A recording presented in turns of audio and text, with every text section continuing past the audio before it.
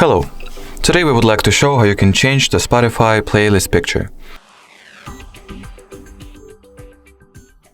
So first of all, open up the playlist that you would like to change the picture of.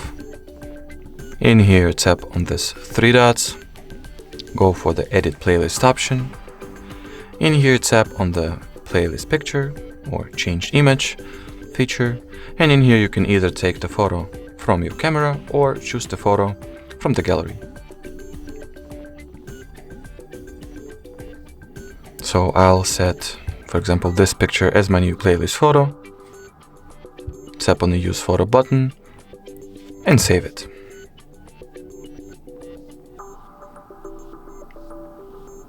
And as you can see, the playlist picture image has been successfully changed already. So that would be it for this video. Thank you so much for watching, and bye bye.